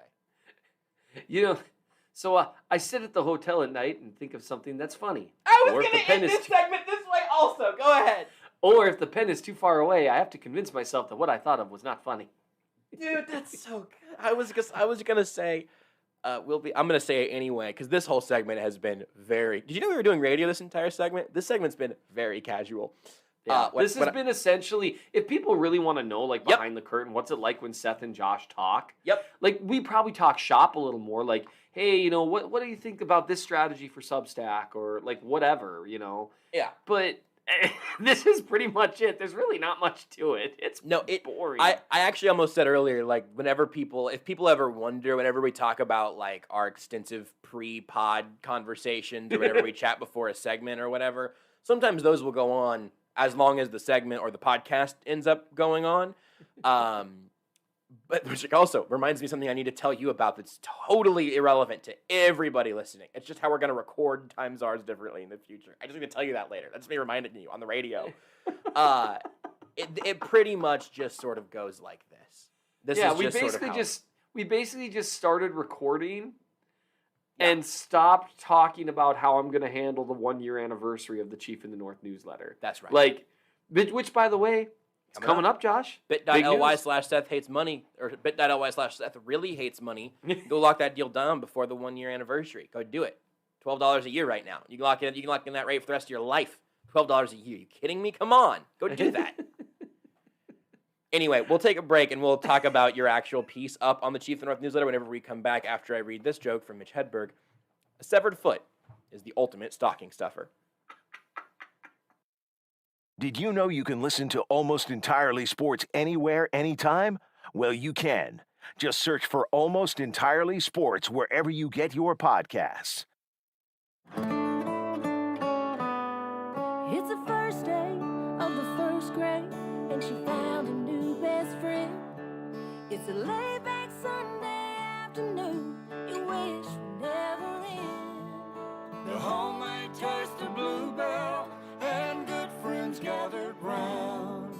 The good old days are being made right now. Our original gold-rimmed homemade vanilla, the country's gold standard of ice cream flavors since 1969. Its hand-cranked taste takes you back to simpler times. That's why we put the word home right on the carton. The good old days are being made right now. The good old days are being made right now. Look for Bluebell ice cream at your favorite grocer. If you can't find it, please ask for it. If you're looking for a diamond engagement ring, then you gotta come to Shane Company. We're hearing from customers that it's slim pickings out there. Other jewelers just aren't able to offer a lot of options. They're trying to sell you lower quality or lab-grown diamonds, and it might be a month before you even get the ring. All right, so look, at Shane Company, because we pay cash at the source and work with partners we've had for generations, we have more diamonds to choose from than anywhere else. Always natural, always conflict-free. Our selection is amazing. Looking for a pear-shaped diamond? We've got those. Looking for a cushion cut? Got those too. Don't know what a cushion cut is? We can show you. Or maybe you want to go with the classic round. We've got them in stock in every price range. Don't just settle for any diamond. Visit us at the store or shop online where shipping is fast and free. Now you have a friend in the jewelry business, Shane Company. Open weekdays till 8, Saturday and Sunday till 5. and online at Schenko.com. This message is for anyone looking for $500,000 to $1 million or more of affordable term life insurance, even if you have diabetes, high blood pressure, or taking anxiety meds. Here's an example. If you're a 50-year-old male, maybe overweight with type 2 diabetes, $1 million of term life insurance may only cost about $200 a month. We're Term Provider, experts in finding affordable term life insurance for those that may not be in perfect health. If you've had prostate cancer, heart conditions, high cholesterol, or on prescription medications, you may still qualify for $500,000 to $1 million or more of affordable term life insurance. Get a quick quote by calling Term Provider at 800-555-1509. 800-555-1509. If you're looking for term life insurance but have type 2 diabetes, high blood pressure, or have other health issues, call Term Provider at 800-555-1509 or visit termprovider.com. Termprovider.com. Kansas City, summer is here. Don't waste your valuable time working outside on your lawn and landscape this year. Hire the professionals at Summit Lawn and Landscape. From mowing and fertilization programs, mulching and shrub trimming, to complete landscaping and sprinkler system design, install, and service, Summit Lawn and Landscape can do it all. Use who Sports Radio 810 uses for all of our outdoor needs. Call Summit Lawn and Landscape at 816-966-9434 or submit a bid request online at summitlawn.com. With material costs rising due to shortages caused by the COVID virus, it's imperative you call Easton Roofing now to get the best price on a new roof, roof repairs, gutters, and attic insulation. By buying in bulk early, Easton Roofing has been able to keep costs down, but that won't last. With material costs expected to rise 30 or even 40% this summer, the price for your roof will never be cheaper than right now. With Easton, estimates are always free. No payment is collected until you're 100% satisfied. Commercial or residential, it's Easton Roofing. 913-257-5426. Online at eastonroofing.com. Easton Roofing, getting you back to life faster. This is Almost Entirely Sports with Joshua Brisco. The Raiders are closing in on a one-year deal with Martavis Bryant. You may say, wait a second. The same Martavis Bryant that they... Yeah, I know him. The Raiders are one game in, and they're already bringing in a receiver that could be suspended for a year, also recently released. On Sports Radio 810, WHB.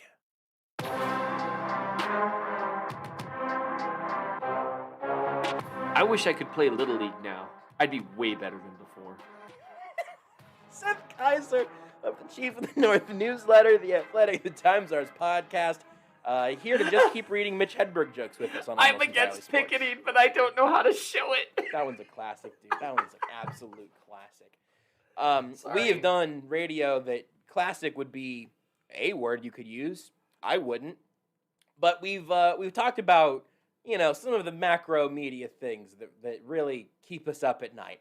And now we can actually talk about the football players, if you want, that you wrote about on the Chief of the North newsletter that people can go read. It's just for subscribers. mnchiefsfan.substack.com, bit.ly/Seth really hates money, or just /Seth hates money. Both will get you there. Does that sound good? Or do you have another joke? That sounds terrific. No, it sounds great. I just laugh every time that it's bit.ly/Seth really hates money. And that, just for those who don't know, I can't imagine you don't know that you've hung on this long and through a commercial and you're just still undecided on us. Kudos to you. That the bit.ly/Seth really hates money takes you to the 60% off $12 a year deal. That would be locked in forever. You can't please all the people all the time. And last night, all those people were at my show. That one is actually the one that we needed. Yeah. The whole last segment was about that quote. We didn't even know it. Yeah, that really was what that segment was. That was you and me, how far back do I pull this? Now I'm going to pull it back. That was people understanding who really know us. So if Renee and Jazz were listening to that segment, they would both say to each other, man, they're laughing, but that really hurt their feelings. They would. They'd be like, yeah, no, they're going to be sad tonight. Why doesn't anyone like us? What? Holy crap. I don't know. That's really good, man. You can't please all the people all the time. And right now, all those people are listening to this podcast. Oh, thank you for all the 5 stars. Yeah. Seriously, we're not forgetting about you. No, we're not. It's just that it's how our brains work. It's not your fault. It's ours. Let's talk about Noah Gray and Cornell Powell. We're here. We might as well do it. It's a good piece about, really, I was talking about them a little bit whenever I was filling in on the zone yesterday. And, like, I think that Cornell Powell, I want to start with him, even though he comes up second in the story. Yes. I've gone through kind of a wild swing of expectations. Not really emotions, but expectations for what I'm willing to look for with Cornell Powell. Because when they drafted him, I was like stoked because they finally drafted a receiver, and I had been waiting on that for a while. You may have remembered, but also I don't know if he'll be on the field. I don't know what his role will be when he does that. So you taking a closer look there, what did you see whenever you turned on the Cornell Powell tape? Sure. The thing with him, and this was kind of the theme with Noah Gray as well, is that it's less about him as a player in total and more about how much his skill set seems to fit in with exactly what they're apparently looking for. And I think the first thing that kind of jumps out on some of his snaps, especially some of his targets, is he's very comfortable adjusting to the ball coming his way. And that's not just, I'm not just talking about like jump ball type situations. I mean, on the run, having to change his speed or trajectory, slow down, turn back, dive, whatever. He's very comfortable adjusting to the ball. And that includes, on a deep ball where he's running down the field and you've got to slow down, speed up, change direction. It's harder than you think. Mm-hmm. It's hard to, just go outside sometime. I really think one reason people really underestimate how difficult football is maybe it's been a while. And maybe they've never had someone like throw them like a 40-yard pass while they're running. Try to run underneath it. It's not as easy as you'd think. Yeah. He's very comfortable with that. And even when there's defenders in his face, he's comfortable making contested catches. He grabs the ball very strong with his hands. Strength is definitely a strength of his. 1-star review. Yeah, I know. That analysis, Seth, I couldn't think of a different word for the one guy doesn't even know how to talk. 1 star. You ever notice that, like, when you're making fun of, like, a heckler or something, it's always with that voice? It's always like, oh, those guys don't know what they're doing. Like, it's always that, right? For me, the key is volume, because I don't want to, I don't want to be making fun of any particular person by accident, and eventually all my impressions turn into Bill Clinton. It's a well-established thing on this show. I don't know why. But even if you're Bill Clinton, but just kind of louder, you're no longer Bill Clinton. You're safe again. Yeah, you're safe again. Goodness. I did not expect a reference to Slick Willie. That threw me. So, What was that full sentence? What was that about Slick Willie getting through you? No, Josh. It threw you like a football. I understand. This is it. I wondered what it would feel like midway through the segment that would finally end my time on 810. I'm going to get a call. And You're going to get a call. Yeah, that's a solid point. I probably, they love me. I don't know what they're going to do with you. Yeah, that's right. Okay, Seth, we're only going to let you go on with Seren from now on, because otherwise we don't know what you're going to say. It seems fully possible to me. Wouldn't surprise you. Anyway, with Powell, the ball skills thing, it's the thing that jumps out the most to you in terms of thinking about what could help the Chiefs. They've got fast guys, right? They got plenty of fast guys. And let me just make clear, this whole idea, they needed a bigger bodied receiver. Maybe, but the biggest thing is ball skills and size are two very different things. There are a lot of big receivers out there that just don't have ball skills. They just don't. I kind of want to dig in on that just a tiny bit, because that's one of those sort of like things that just gets widely accepted and doesn't ever really get talked about. Like you mentioned this in the story, we've talked about this many times. Tyreek Hill plays a lot bigger than his stat sheet is, as one thing. The other thing is the Chiefs have the best big receiver in football. He just has a TE by his name. Like, that's it. Right. That really is it. So, and also when people talk about, like, they need an X receiver, which is true. Yeah, absolutely true. But they do have, Nate Tice said that, and I thought it was hilarious where like he quote tweeted someone that was like, yeah, but I mean the Chiefs need an X. And he goes, well, they do. He's 6'5" and weighs 260 pounds, right? And is a freak and like runs the best routes of like anyone anywhere. Right. But I mean, he just does. And so Kelsey can fill a lot of that void. But obviously, in a perfect world, you have a guy who can still fill that role in terms of running shorter and intermediate routes. Maybe play against more physical guys, right? At the catch point. So that's something you notice with him. Another thing you notice with him, he does not have breakaway speed. He doesn't have like out of this world quickness, but he's a smooth player. He's comfortable in and out of his breaks. It's just kind of an interesting thing. It's like a watered down Sammy Watkins. And when I say watered down, I'm talking like coming out of college. And when I say watered down, and this isn't disrespectful to Cornell Powell, I think he would admit, coming out of college, Sammy Watkins was like unbelievable. Yeah. He was freakishly good in college. Yeah. And that was what made him so incredible, was his ability to come down with contested catches, but he was also so explosive. Powell doesn't have that explosion, but here's the interesting thing with him. Even though he's got what I would call average speed and quickness at the position, right? You could find on any NFL roster, you could find 3 or 4 receivers that are probably a little bit faster, a little bit quicker, and maybe a couple that are a little bit slower. You know, it's just average. Despite that, he had multiple really big plays in his final year in college. And part of that is because he runs routes with some subtlety, and he's able to give really subtle fakes that you know, faking an in-break or an outbreak, that allow him to gain separation over corners that are more athletic than he is. And so what I like about him is you see a skill set there in terms of some subtlety with his route running and ball skills that I'm not sure we've seen with consistency. Well, I can say we haven't seen with consistency from McCole Hardman, which would be great. I mean, McCole Hardman's incredibly talented. I haven't given up on him, but we haven't seen that with consistency. And some of that subtlety in route running we haven't seen from Demarcus Robinson. And so there's opportunities there for him to maybe grab a role that hasn't necessarily been seized. I know a lot of Chiefs fans want to see Byron Pringle. It's worth noting that, you know, Pringle's been in the league for a while and hasn't really broken out.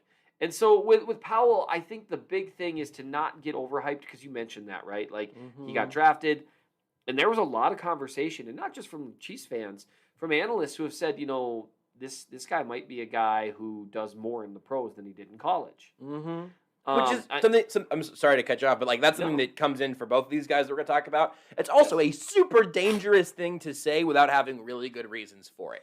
Because, absolutely. Like that, people said that about Josh Allen, and it ended up being true. Most of the time, that's not true. Right. Or like, say, Travis Kelce. Yeah, right? he was a good tight end in college. But, I mean, because of opportunity and that kind of stuff, he didn't really get a chance to demonstrate just how great he is. And make no mistake, like the minute he started playing when he wasn't injured, it was like, this dude is awesome. Yeah. And we'll talk about that. Like when you call Greg Kelce, like that's a dangerous thing to do. Yeah. But with Powell, it is, you're talking about a guy who did play for 5 years in college. And only having one really productive year is a dangerous thing. Usually receivers in college are going to flash sooner. So we'll see. But the skill set does seem to be there in terms of running pretty slick routes and being able to deal with some contact at the line of scrimmage. He doesn't deal with it as well from what I see when he's in his route. He can get jarred a little bit, but he's willing to hand fight, and he's a strong player. And so there's a role there that just no one else on the like that's what Sammy was supposed to be. Yeah. And so there's an opportunity for him to grab some playing time, barring, you know, Hardman taking a massive step forward or something like that. There's a role there to be grabbed that, you know, Robinson hasn't grabbed, Hardman hasn't grabbed, Pringle hasn't grabbed. There's snaps to be taken there. And he's got an opportunity to do that, but you do have to count on this idea that he's an ascending player, which is the exact quote that our good friend Nate used when writing about them. He made it really clear the Chiefs view him as an ascending player that can do more than he did in college. And they feel, apparently, that what he did in his last year was more reflective of who he'll be moving forward than his first 4 years. Now, just again, to keep you in mind, like people are like, oh, the Chiefs view him as a starter out of the gate. I'm pretty sure if they thought Cornell Powell was a starter out of the gate, they would have drafted him before the 6th round. It's just what I'm thinking. So temper the expectations, but understand there's a really intriguing, and I kind of wrote this about both these guys in that I haven't always really seen the plan with who the Chiefs have drafted. With Powell, I definitely see it. Like, I see how this could work out really well. And it's not like a big jump either. It's with a skill set that he's demonstrated. I'm just going to point out, so nobody leaves a bad review on Apple Podcasts, that Cornell Powell went towards the end of the 5th round, not actually in the 6th round. Oh, dang it. Yeah, the end of the 5th. Sorry about that. I just can't. I cannot take another 1-star review. It'll be a total meltdown up in here. But I think that is a very good thing. Like, they traded up even for Noah Gray. It's not every guy out of a draft class is going to be a day 1 starter, but also there is the opportunity. There's a very clear opportunity there. Like, we've talked about Trey Smith. You could go through the skill sets and even the fact that he was drafted in the 6th round and obviously all of the extenuating medical circumstances that came with that. He doesn't have a very good opportunity in 2021, which is fine. He's a 6th round pick. If he's a starter in 2022, it's a killer draft pick. But there's a lot of veteran guards ahead of him right now. Cornell Powell, if I'm hearing you right, like he is coming into a bit of a vacuum specifically for the skill set that he brings to the receiver position and what the Chiefs tried to get out of Sammy Watkins and then never fully got out of Demarcus Robinson, haven't really seen from Sammy Watkins. So it seems like he has a lower bar to clear for significant playing time just as a nature of where that specific receiver position is at, right?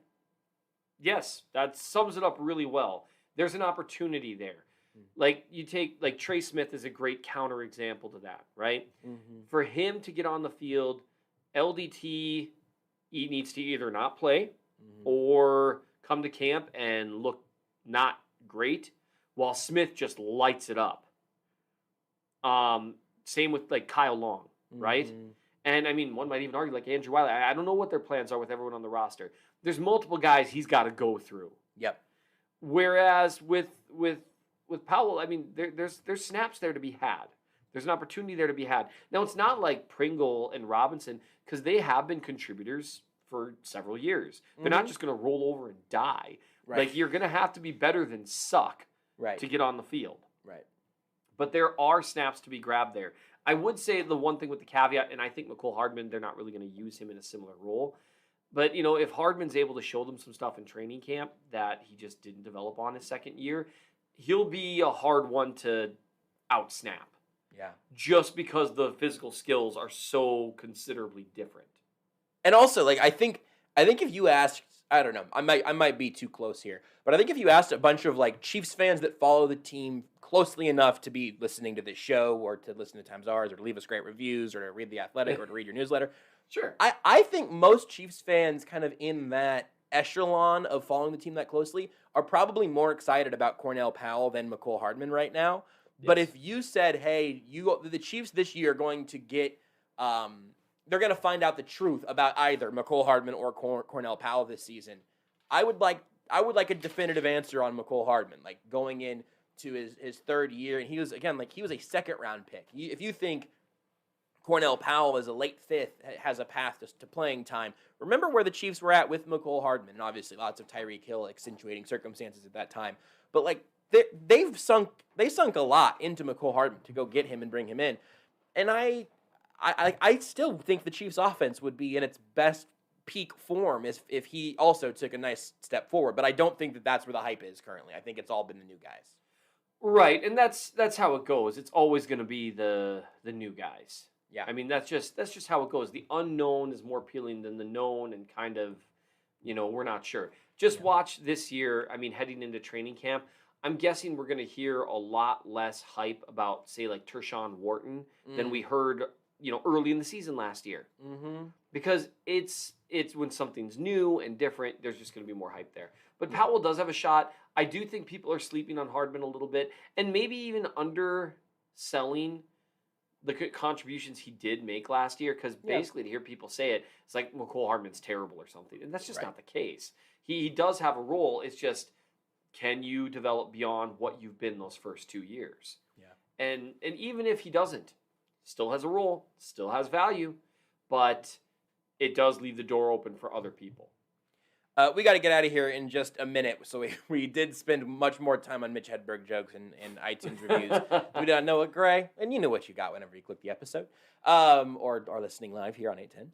But if we could get a minute there on kind of where you're at with Noah Gray, I think he, for me, is the guy that probably has the widest array of potential outcomes, maybe him or Josh Kando, that really very, very little would surprise me. Where do you fall on Noah Gray in, you can have 2 minutes. We got 2 minutes. Yeah, I've got at least 2 minutes here. I got to pick up my son at some point, but not for a while. So here's what I would say with Noah Gray. He's another player who you see the skill set.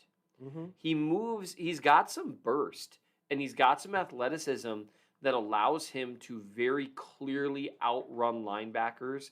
And it's not just straight line 40-yard dash athleticism. It's athleticism that shows up in pads.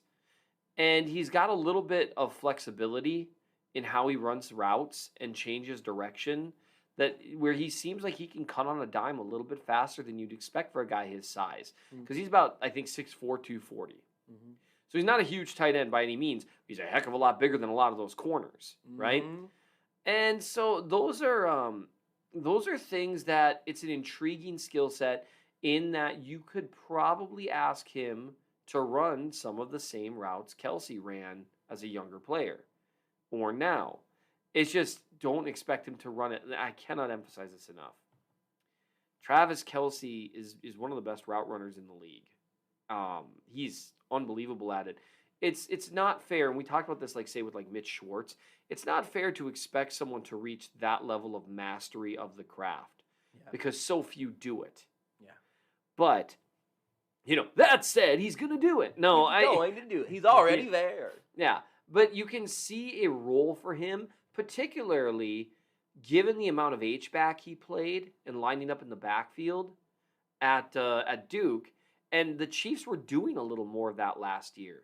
You saw more and more H-back last year in terms of previous seasons. So I'm curious if that's something that they like in terms of it allows you to, bring a lighter tight end around and have him even block like a defensive end because he's got a running start, he's got a good angle and that sort of thing, as opposed to that traditional inline tight end, right? That Demetrius Harris. Mm-hmm. And so when you look at him, it's a similar thing to Powell in that you see a skill set that's really could fill a niche there and really could do some of the same things that Kelsey can do.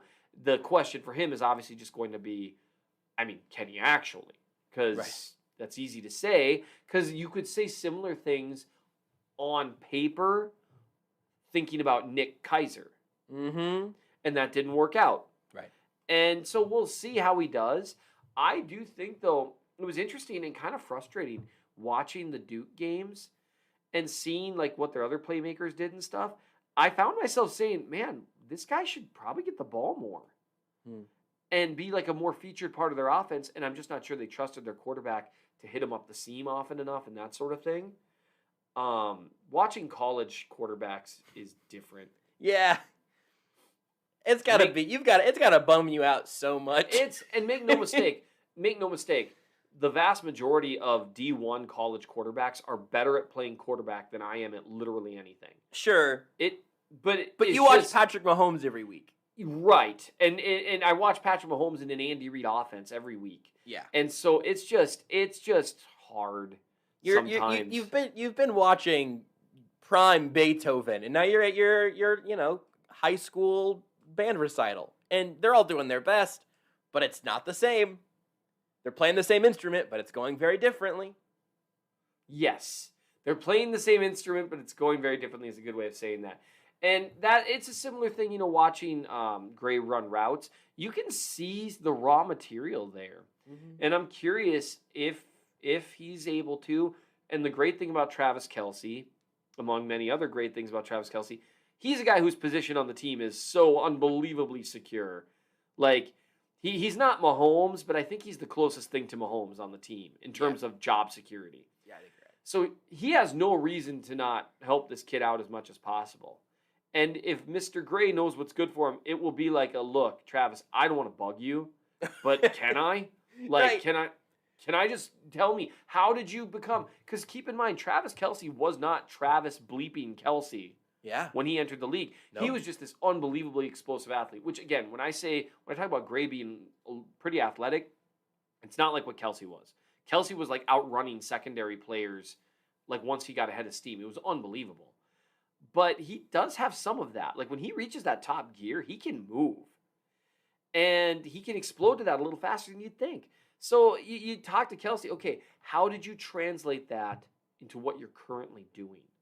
Now, not everyone can see the field like Travis Kelce, and that's what it's going to come down to.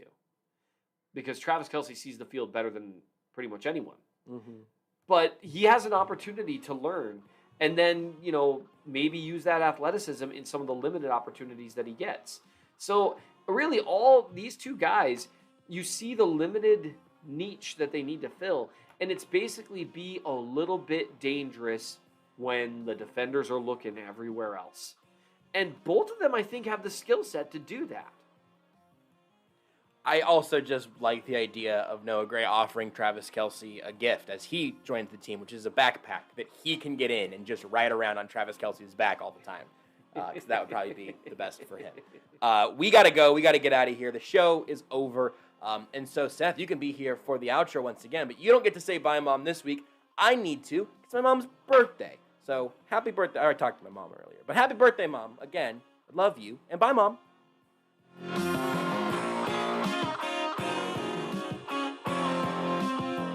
You're listening to Almost Entirely Sports.